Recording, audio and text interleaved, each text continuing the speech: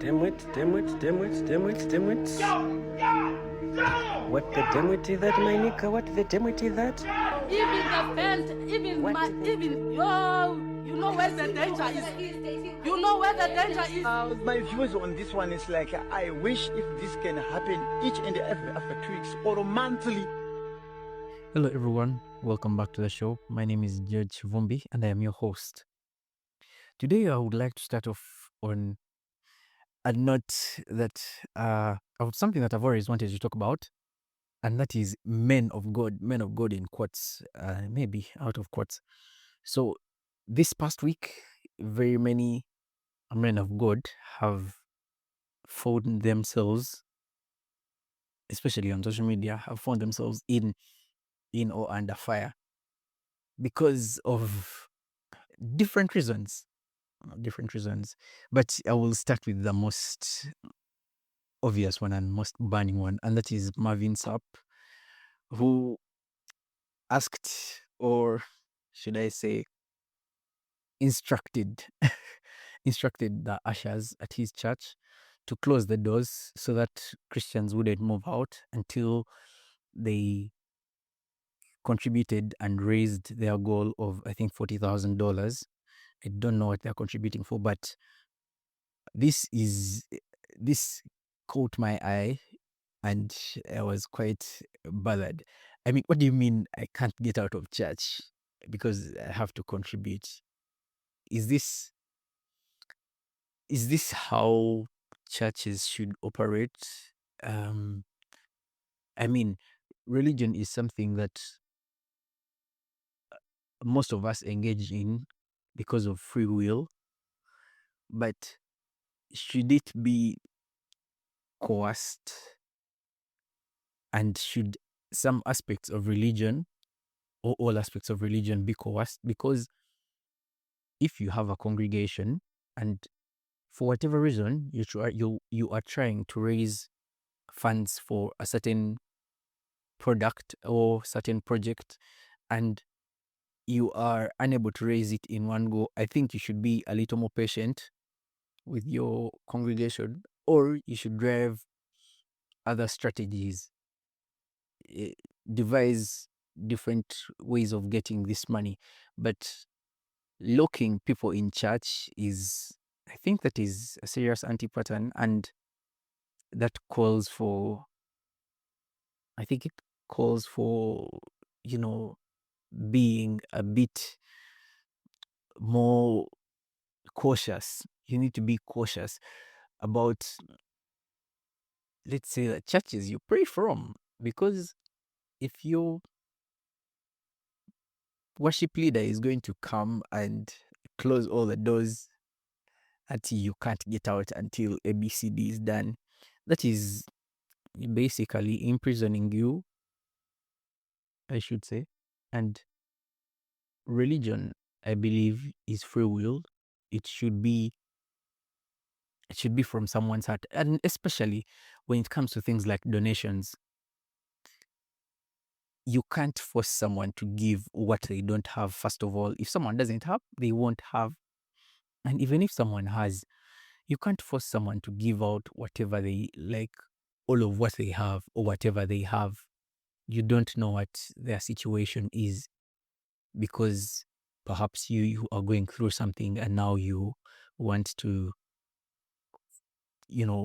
attain your goal and whatnot. I don't think that is right. And to all the people in that church, man, I hope you made the 40K USD and, got out. But this gets me thinking. Back here at home in Uganda, I think, in my religion, I think Catholics, in my observation, Catholics, like, we are the religion that asks for most money. Like, Catholics have contributions like each and every Sunday. I'm sure in every Catholic church, each and every Sunday, there is a contribution that is made, the basic being offertory. So we have these second baskets, tithe, Tithe, though, is mentioned in the Bible, so yes, but there are these other contributions that we make. Today we are contributing for this group, tomorrow we are contributing for another group. Every Sunday there are these contributions. I remember in the when Centenary Bank was working on the Mapera project, I think even the poorest Catholic in a village deep down there contributed a cent to that building, because Catholics, and the thing that I like about Catholics is that they won't coerce you to give money, perhaps in that nature as Marvin Sapp did. What they will do is there will always be these endless contributions. So you can give whatever your heart is able to give. So today you give 5K, next Sunday you give 10K, the other Sunday if you have, you give, the other Sunday if you don't have, you don't give. But like the contributions, there is always something to contribute, and I think that is a better strategy. Bring people to contribute more often than to contribute more at once. I think that makes a bit more sense and is a bit lenient to the people. In speaking of Catholics, there is an Arua bishop,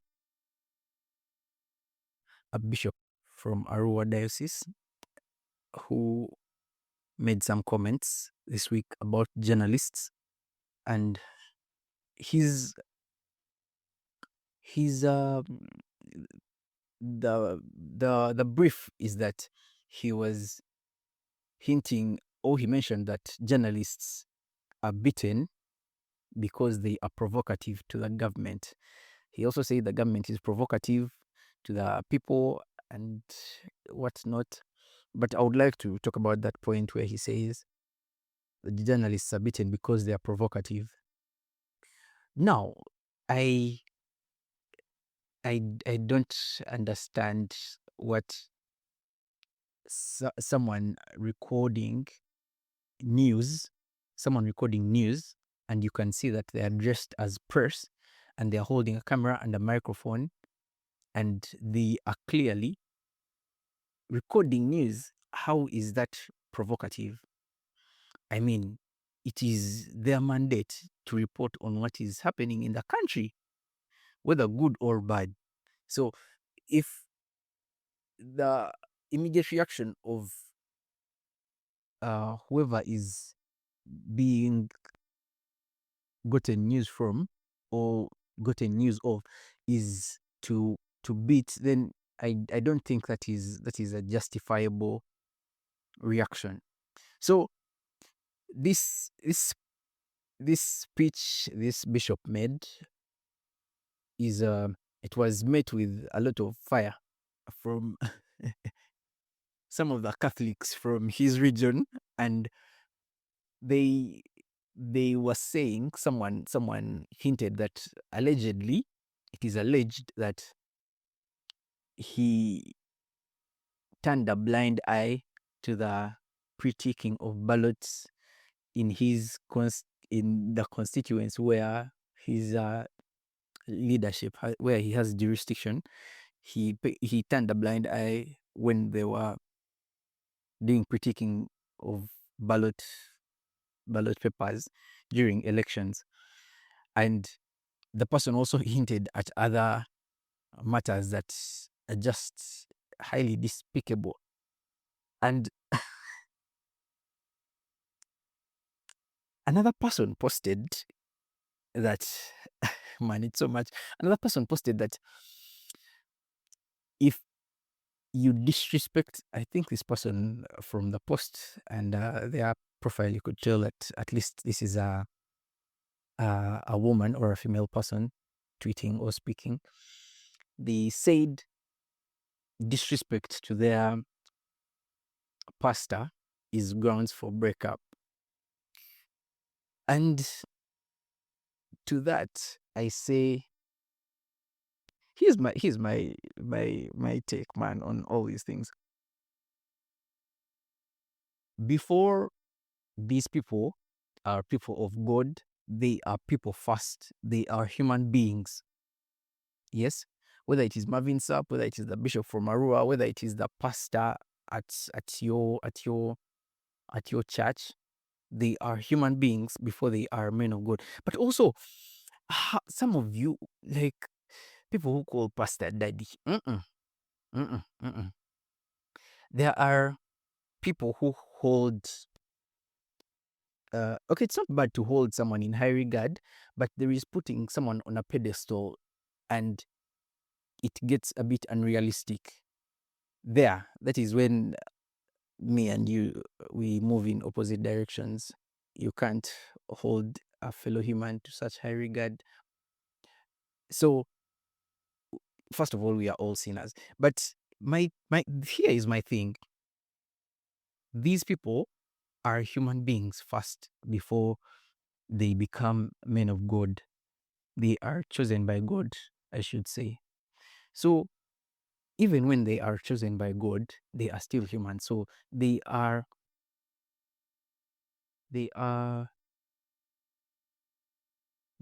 still maintain some natural things that human beings, as in the nature of human beings, that we all have. So you can't hold someone to such a high regard that they are like, in how should I say it, that you would be less of a human than as compared to them. Yes. So first of all, you should know that these people are going to, they are bound, they are bound to, like, to error is human. I'm not like trying to be an apologist for them, but what I'm trying to get you to understand is that they are human. So in the first place, you shouldn't hold them to high regard. You should expect them to, err. You should expect them to err. And then after that, you can decide how to move on from that. So whether you're going to criticize, whether you're going to, forgive and forget, whether you are going to extend grace, whatever you decide to do is up to you. But my point is, know that they are humans first and let that sink in. So if you can do something, your religious leader can do it by virtue of the fact that they are human. Because this human being is a religious leader because they were called by God. If they weren't called by God, they would probably be living a normal mundane life like you and I. So understand first that they are human beings, and then whatever you decide to do from there will be upon you. Also, there is this thing where if people are going through certain tough times and something is happening, many times the religious leaders come out and they are, I remember this was a while back when a young person, a young lady, came out on the Twitter streets and decided that they're going to run for a position with the current, under the backing of the current, under the flag of the current government. And this person was met with a lot of backlash. First of all, pardon me, but this it's a very funny story because this person is married and their partner has always been anti-government, and their partner has always been vocal about being anti-government. Now, it really perplexes me, first of all, if you and your partner have different opposing views and opposing political views, and at this point you are not, it's not like you're starting out or like you're starting to date each other, to know each other. At this point you are married, you are, you have kids. How would you deal with that? How would you deal with your partner deciding with people who are known to be oppressors of the general people. How would you deal with that? Anyway, the thing is, when she came out to declare her candidacy for a certain position in, I think, Parliament, she was met with backlash, and people are like, how can you side with the government? The government is oppressing the people. And she came out and posted a Bible verse asking people to not be hard of heart, to forgive. And that brings me to this thing that many people usually talk about, and the people who don't deal with religion or have decided to release religion already say, they say religion has been used very many times as a political tool to sway people in a certain political direction. And this can be seen through things like when the religious leaders get to sit down with presidents and or leaders in government, and then people are, okay, let's say their flocks and churches are promised all these donations. It gives a bitter taste in the mouth to the follower or the sheep of the church. But like I said, religion it's your own choice. You have free will to partake in it or not. What I will say about men of God is, and men and women of God, is that they are human beings and they are prone to error. Expect them to err. Whatever you do after that, whether you decide to forgive, whether you decide to judge for them, to come at them, it is, whether you decide to extend grace, it is totally upon you. That is not for me to decide. Moving on, there has been earthquakes in Asia in the recent 48 hours. There have been very, very strong earthquakes. Rarely do we experience earthquakes here in Uganda. Personally, I think I've experienced only 1 or 2 earthquakes in my life, and it hasn't been that bad. It hasn't been that bad. But from the videos that are online, man, like earthquakes can be damaging and bad and dangerous. And what caught my eye really was the people who live in storied buildings. And there was a video that showed these people who are in their swimming pool at the top of like a 40-story building. They're in their swimming pool and they're enjoying life. And then this earthquake starts. There was a building that collapsed, and in my head, I'm trying to imagine if the building collapses, like, so sorry to all those who have lost lives or who know people who have lost lives, but that is such a serious risk. And that is where people who have fear of heights, like they are justified by not engaging. There is this situation of a pool at the top, and then I also saw another video. I think this was from the UK, a swimming pool in between 2 buildings. The first glass or see-through swimming pool, and I'm imagining, what if an earthquake, God forbid, what if an earthquake comes and you're in that pool? You're definitely going to experience Final Destination. Meanwhile, Final Destination 2 is coming out. Yeah, ready to traumatize another generation. Back to earthquakes. Hopefully, the people who are affected during this earthquake all get help and everything gets back to normal, and the situation is resolved and it is fine. Away from that, the Uganda journalism community recently lost a hero or someone that is highly regarded as one of the most revered journalists produced by the country, the late great Shaka Sali. May his soul rest in peace. He was an inspiration he still is an inspiration to very many journalists around the country. And I have a relative who is pursuing this journalism thing, and boy, oh boy, this thing it's really tight. First of all, the risks of the job. I mean, we all, like, everyone, risks in their job in one way or another.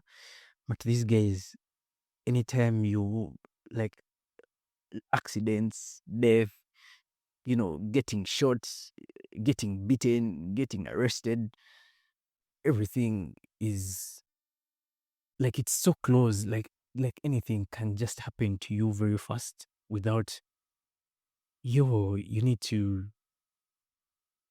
Journalists are stronger, no matter how much people, judge for them or whatever, but they're really doing good work. And I would like to send a special shout out to all journalists and those people in journalism school. Hopefully you make it and you don't look at one entity that you all want to end up in. Diversify and try and make something else out of, the situation. Back to politics. Uganda is really running on jokes, because if you leave this country for one day, there is an MP who decided, this MP is from Ginger, who decided that the people in his constituency need tools to prepare for the planting season. This gentleman went and bought a bunch of hose and took them to the people in his constituency. To his dismay, the people in his constituency refused these hose. They're like, no, we are saying no to these hose. Let him take his hose back. Guys, campaign, next year is elections, so campaigns are really beginning, and they begin slowly like this. But it is good to see that people are rejecting hose. And why these people are rejecting the hose is that every time these sort of things come around, like campaigns, these guys go to their constituency and they only appear in their constituencies during and before elections, like campaign time. That is when they appear in so these people were complaining that this MP only visits when election time is approaching, and this time every time he comes here, he brings hose. So they feel that the hose are not going to. They are tired. They need a change. You can't always be you can't always be bringing hose around. Yo, that is funny, but I think it is well deserved. I think this is the people from other constituencies should emulate this, because given that agriculture is the backbone of our country, these people in power will also use it to their benefit to stay in power. They will try and use it to continue their reign. So if you're there in your constituency and they're giving your people hose, and they're giving your people a kilo of sugar, and they're giving your people a half a bar of soap, man, these things should change. I think this should be like a nationwide outcry.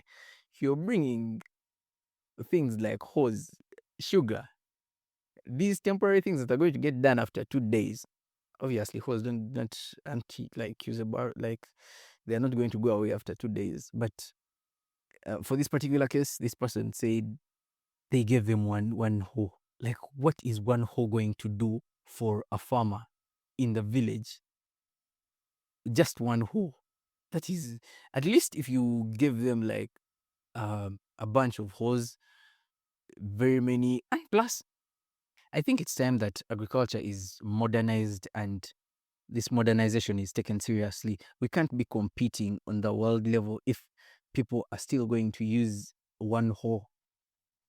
At least we should try and emulate what is happening in Burkina Faso, because those guys, they are really empowering their people even when they are farmers, you could say, in the village. They're empowering them, get these people machines that can do large scale, consolidate all these resources, and don't just hose. No, in 2025 you're still giving hose.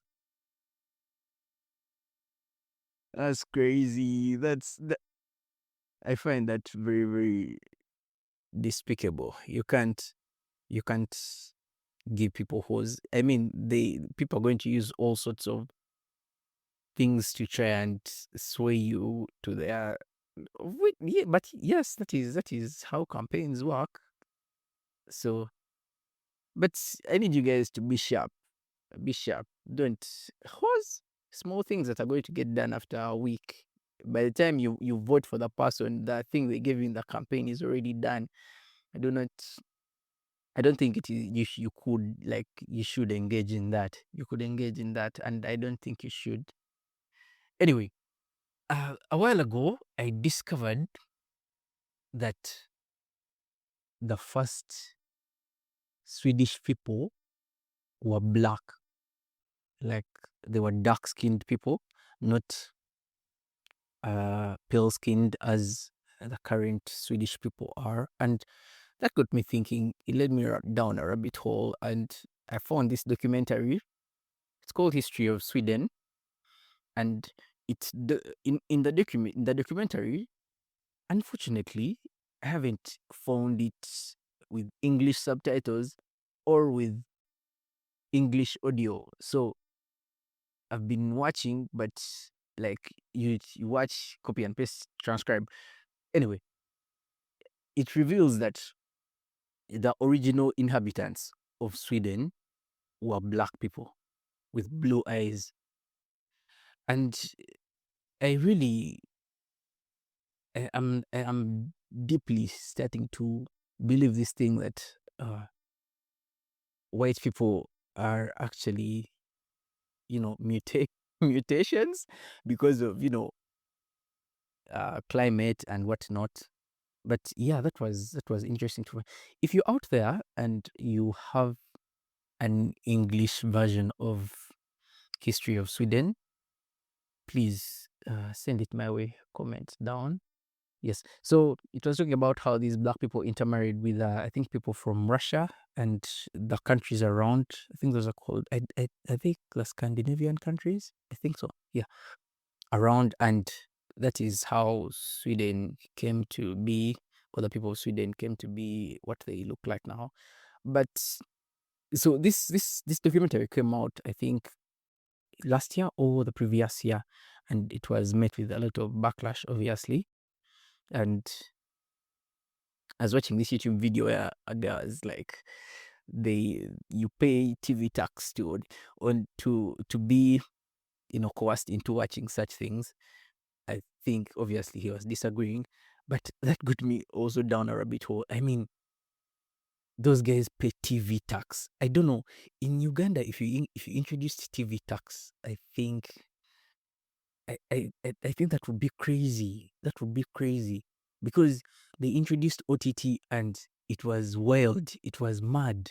It was mad. I imagine if they introduced TV tax, like for you to, like for every subscription you pay, which right now we are on, there's free to air digital TV, but imagine you have to even pay for that free to air, and on top of that you're paying tax.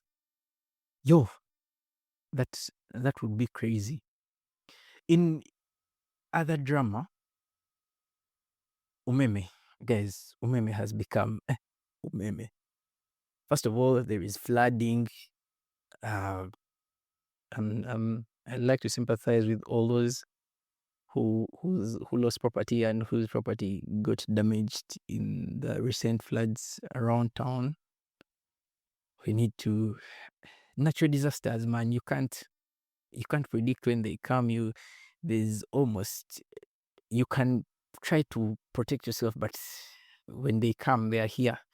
You can't. It's very hard to fight them when they're. The most you can do is prepare.